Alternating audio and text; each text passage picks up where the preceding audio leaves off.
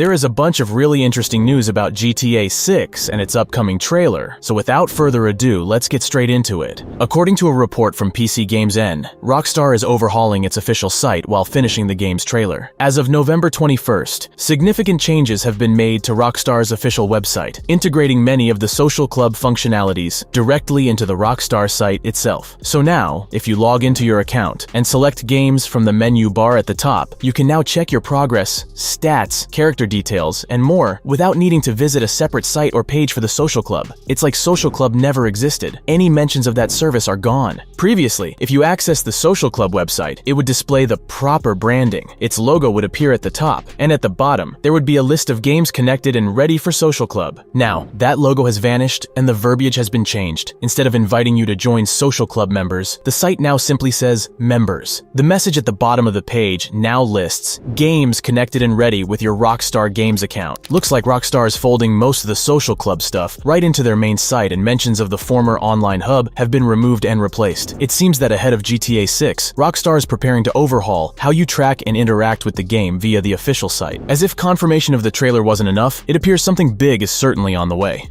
Launched back in April 2008, the Rockstar Social Club was designed as an online hub for all Rockstar games. The idea was pretty innovative for its time, a dedicated space where players could track their in-game achievements, participate in community events, and compare stats with friends. However, the launch of the Social Club wasn't without its setbacks, especially when it came to GTA 4, which was released around the same time. The game's release was highly anticipated, but the Social Club faced some significant issues that dampened the excitement for many players. The service struggled to handle the high traffic from players, leading to server issues and a less than smooth experience. It was a bit of a rocky start for what was supposed to be a major step forward in online gaming communities. So the Social Club has had quite the journey, from a shaky start with GTA 4 to becoming a key part of the Rockstar gaming experience. It's interesting to see how it's now being integrated into the main Rockstar site, possibly signaling a new era for how Rockstar engages with its community and players. Let me know in the comments down below what you think about their decision. But switching the gears a bit, there's some intriguing news about one of the GTA 6's features that's worth talking about. According to a new rumor, Rockstar Games has had to make a tough call and cut a major new feature from the game's development. For a while now, there's been chatter that Rockstar was working on an advanced weather system for GTA 6, something groundbreaking that we haven't seen before. This system was rumored to include extreme weather events like hurricanes and tornadoes. However, it seems these plans were too ambitious. Rockstar Universe, a well-known source for Rockstar Games info, mentioned that this extreme weather feature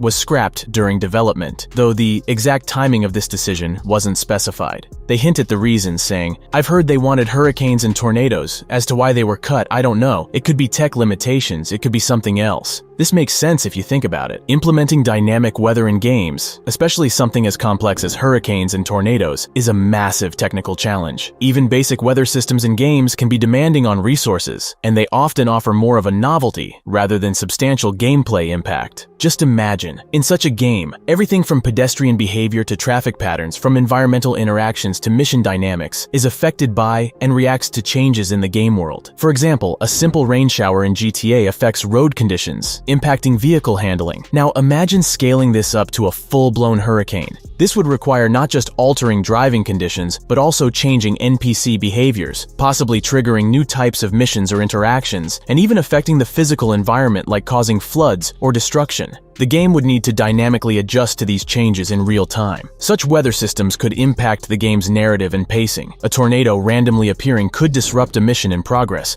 requiring the game to adapt both in terms of gameplay mechanics and story progression. So if GTA 6 will actually have tornadoes, they'll definitely be scripted. Going further, one of the GTA 6 fans has predicted the entirety of the upcoming trailer. There's a fan post on Reddit that really caught my attention. Titled, "Before GTA 6, Analyzing Rockstar's Previous First Trailers." This post features a GIF that cleverly compares screenshots from the first trailers of Rockstar's last three major productions, GTA 4, RDR2, and GTA 5. What's fascinating is the apparent pattern in these trailers, starting with early morning opening, then bluish daytime scene, evening setting sun, bluish ambient scene, yellowish ambient scene, lead introduced, evening outro, sunset outro and logo, fade to logo, and ESRB rating. So this user suggests that the GTA 6 trailer may may look very similar and contain identical sequences to the first trailers of previous Rockstar productions. If, as shown in this post, so much connected the trailers in the case of these three games, it would be hard for me to believe that the GTA 6 trailer will look different. On the other hand, that game is already being called a revolution even before the game is released and before the trailer is revealed. Perhaps the trailer will reflect this and will not continue the practices used in previous announcements. One of the Redditors added, to get more into the Rockstar feel, GTA 5's and RDR2's first trailer started slow showing the beautiful parts of the map and then showed the poor neighborhoods, while the protagonist, that you can only see them with a shot from behind at a specific angle, gives a monologue or says a line from the game while also showing them in one of the shots. And then the action and intense parts, cops chasing criminals,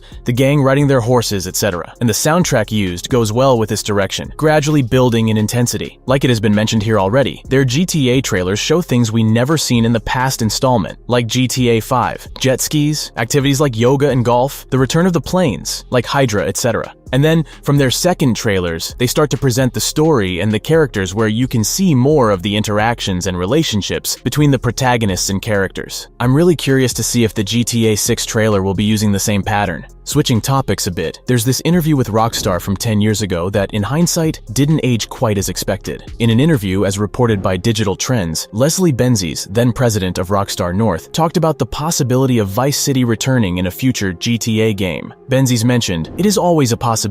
There are a few references to the city in our current-gen GTAs, so it is part of that HD universe, and it is certainly somewhere we would love to revisit." However, Vice City, perhaps more than any other GTA game, was as much about the era as the setting. Miami in the 1980s is so iconic it would feel strange to revisit the city in a different time period. Looking back at this statement now, it's somewhat ironic, considering the confirmed leak from September 2022, showing that GTA 6 will take place in a modern-time Vice City. This shift in setting could suggest a change in creative direction after Benzies' departure from Rockstar. Speaking of Benzies' departure, he left Rockstar in 2016 and was involved in a legal dispute with its parent company, Take-Two Interactive, over unpaid royalties. This lawsuit stretched from April 2016 to February 2019. His departure marked the end of an era for Rockstar, as Benzies had been a lead developer on the Grand Theft Auto series from GTA 3 to GTA 5, including GTA Online. The situation highlights how the gaming industry, especially within large and influential companies like Rockstar, is subject to change over time. The first GTA 6 trailers probably won't reveal this info, but according to notable Rockstar Games data miner, the studio plans to release new ongoing content for the game. One of the GTA forums users asked, "Is single-player DLC really that unlikely? I thought reduced base game scope and expansions was one of their anti-crunch measures." Tez2 replied, "Not really when you factor in that a single-player DLC was considered for every title since GTA 4. Except GTA 5 and RDR2 were never followed through due to the focus on online and work already starting on the next title. I don't see why Rockstar wouldn't repeat the same pattern with GTA 6 and then decide whether to cut or follow through, but this time they may do the latter. And it's more of episodic content, aka expansions, than a singular single-player DLC. They can do them yearly or bi-yearly, which would help reduce crunch.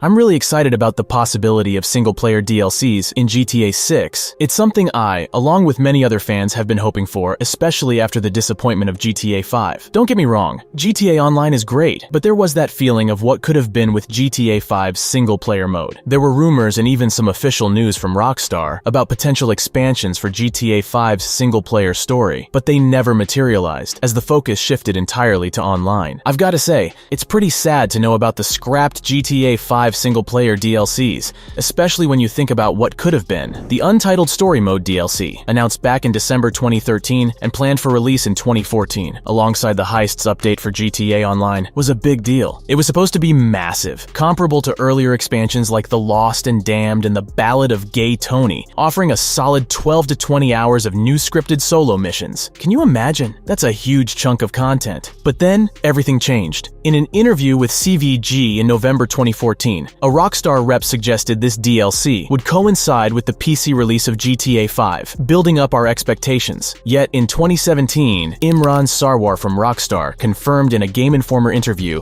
that the DLC was cancelled. The reason? They shifted their focus to GTA Online and other big projects like Red Dead Redemption 2. Some of the content meant for this DLC ended up in GTA Online, like the Doomsday Heist and the Diamond Casino Heist. Sure, it's cool to see those ideas come to life in some form, but it's not the same as getting a fully fleshed out single-player experience.